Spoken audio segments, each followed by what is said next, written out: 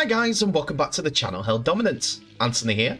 Please remember to like and subscribe, and also click that notification bell if you're enjoying what you're seeing and if you want to see more. Coming up in this episode, we have all the player stats for Super League so far. Papua New Guinea are looking to enter a team in the NRL.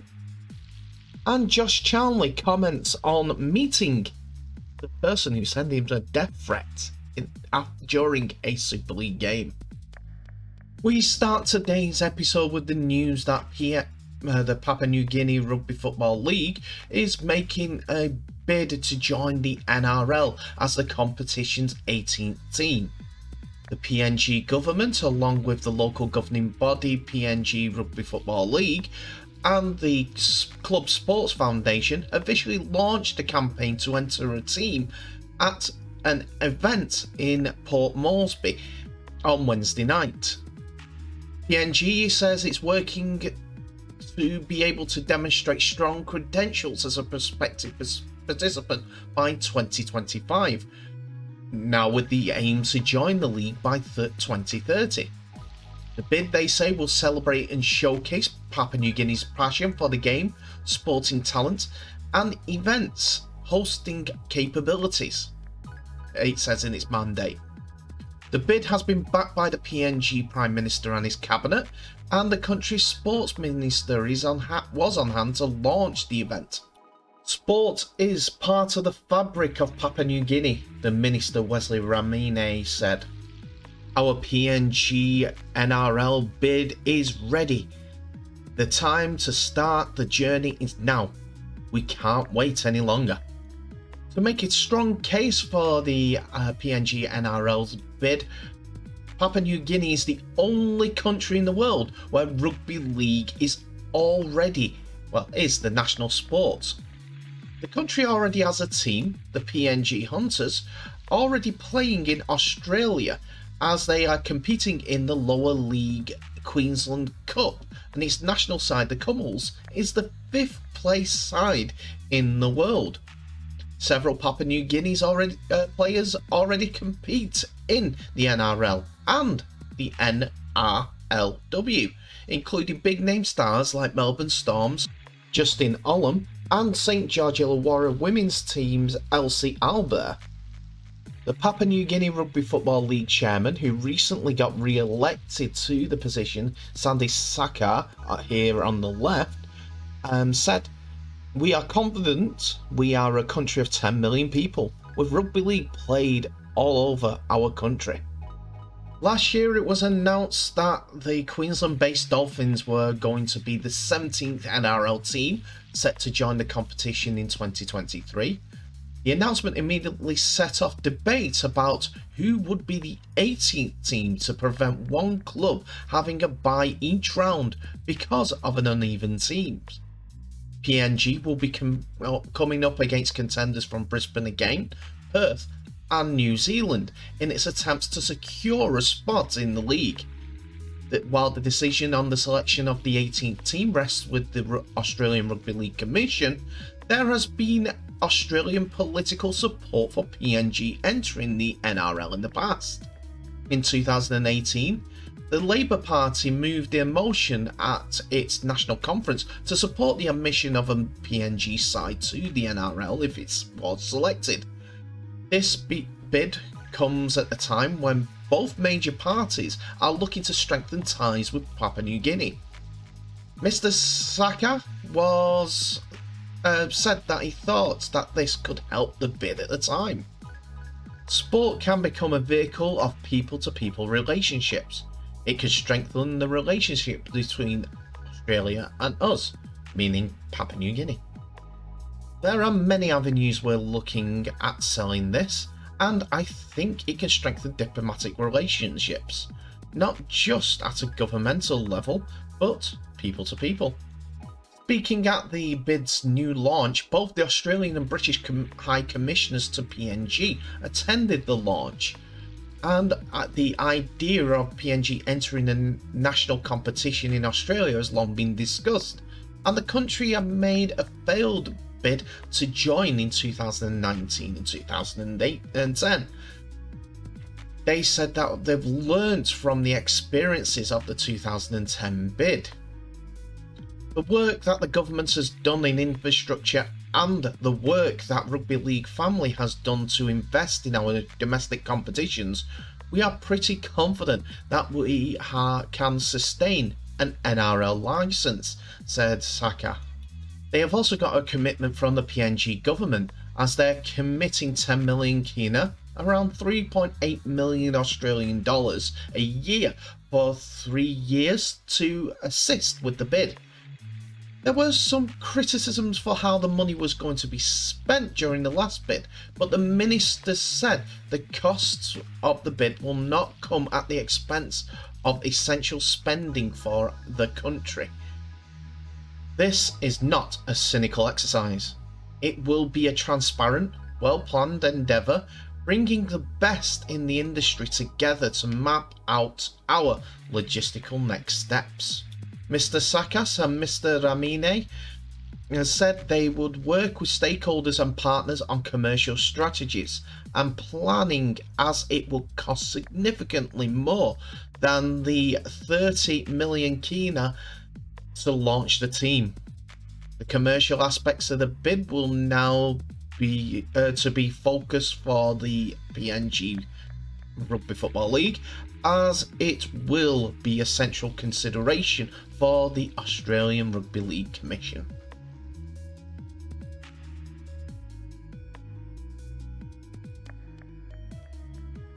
Warrington Wolves winger Josh Charnley said that he was shocked to be sent a death threat on social media.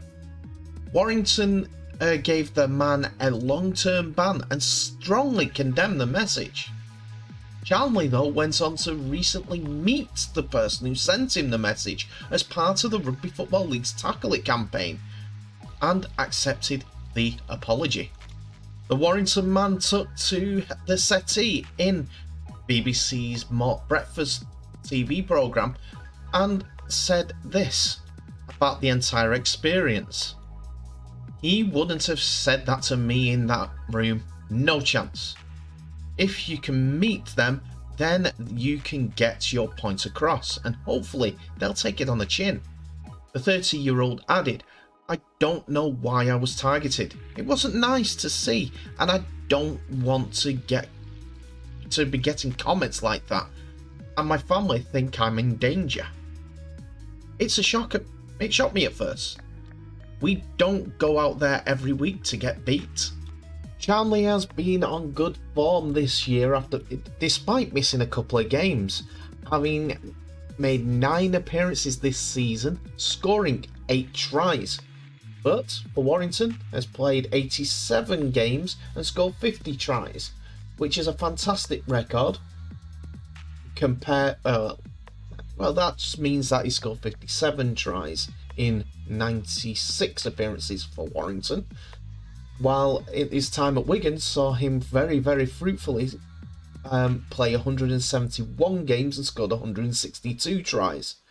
So a man with 217 tries in his rugby league career shouldn't need to get abuse or be actually prove anything for anyone, especially when he has played 9 and scored 9 for England Rugby League. The message that he received on social media, along with another one from a woman also receiving a long-term ban from the club, was sent during Warrington's defeat by Hull KR last month. Charnley's wife Zoe said she had found the messages worrying. Sometimes I think the fans forget that they're human and they've got lives as well. They don't see what we see at home, said Mrs. Charnley.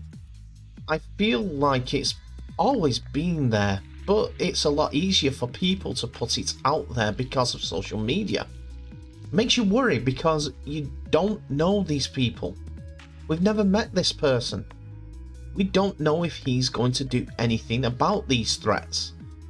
It's not nice for Josh's parents. Much respect for Charnley for taking his time out of his day to go about and meeting this person, getting his points across as part of this Tackle It campaign. no matter who is the abused or the abuser, when people come together and talk, it's usually found that the person doing the bad actions, whether it's racism, whether it's abuse like these death threats, whether it's complete and utter vile comments made on social media, the person making them always comes out as the wrong party, because they know that they are. They may grow up a bit more now, but I do hope that Josh and his family can put this behind him and they can go on knowing that it was something and nothing.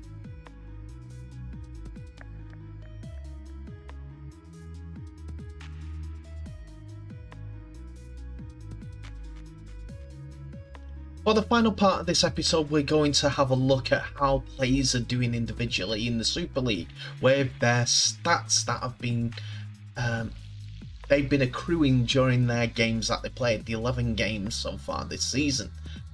And it's going as you would think, as the stars are coming to the top and the consistent people are also consistently doing the things that they need to do. You want to know what that means? I'll show you right now.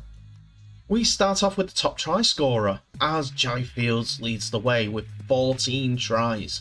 Mackenzie with Salford Red Devils on 13, and St Helens Tommy Makinson on 11. Jai Fields also tops the chart for the top meter maker, as the fullback at Wigan has made 1,732 meters in the games. Tommy Makinson comes second as he's played one less game than Ash Hanley with 1,499, one off the 1,500 mark. The Leeds man has been the main outsource for Leeds attacking threat. Hanley's 1,499 is 298 more than the nearest Leeds man, who is Mikael Edeletsky on 1,101. Two of the top offloaders come from the same team, Warrington Wolves, as Peter Matautius tops the chart with 20 and Toby King is third with 17. John Bateman is second in the chart with 19 for Wigan. Warrington have three of the top 20 offloaders, as does St Helens and Wakefield. Danny Houghton continues with being the top tackler in rugby in Super League with 425 so far this season. Luke Yates of Huddersfield comes second with 412, while Paul McShane has 408. Hodgson's teammate Jake Connor has the most try assists this season with 16 on 11 rounds, while Jack Wellesby has got 14 and Josh Drinkwater has 13 for Catalans. For very effective go forward, it's Innes Senior who leads the way with 193 carries for Huddersfield Giants, while Ash Hanley appears again for Leeds Rhinos, who seems to be their standout player so far this season. And Hull KR's Ryan Hall makes an appearance on the list. Despite his try-scoring efforts, he's not quite at the top 3, but he has 183 and is a consistent go-forward man for Hull KR. And finally, the player with the most clean breaks in Super League this year is Jai Fields, as he's got 19 in the 11 Super League games so far played, while Tommy Makinson and Ryan Hall come next in the list with 14 apiece. So they are some of the main stats in Super League, but if you have a look at all the stats all together, you see that there's not really a pattern that comes out, as different teams have different aspects of the game which they're strong at and others that they're weak at. If Wigan's middle centre is weak in defence, as Matty Peets alluded to against Warrington last time, it doesn't really show it, with 4 of the top 20 tacklers being Wigan players. This would be Sam Powell, Morgan Smithies, Liam Farrell, and I think The other one is John Bateman. It is John Bateman. So the balance is all over the place, no matter what side you're talking about. They're almost, apart from Sam Powell, give us an example of Wigan again, they're mostly edge players for the most tackles. So might have something right about what he's saying. But then you've got Wakefield, who have two of the top 20 tacklers with Matty Ashurst and Jay Pitts. It's always different, but it's kind of sums up what sort of direction rugby league is in Super League, to be honest. I may say there's no real pattern, but the preference of Super League clubs seem to be attacking on the edges. Yeah, whether that stands up because everyone's got the same type of forwards, they're just bludgeoners rather than creative forces or hookers going from acting halfback, I don't know, but we're only 11 games in. This could all change midway through the season as someone will find a different aspect. I think it's more the fact that the acting halfbacks are trained the same way constantly, and don't have a little bit of influence in the game, bit more creativity. That's why you see the likes of Jake Connor being a fullback, but more influential going forward with being the top assist maker in the league. You tell me in the comments below what your thoughts are.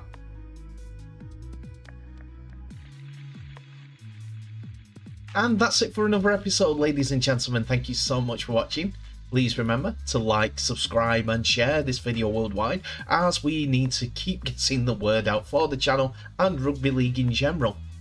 There is no Super League this weekend, so there will be no Saturday review of Super League games or Friday review of Super League games, as they are two Challenge Cup semi-finals.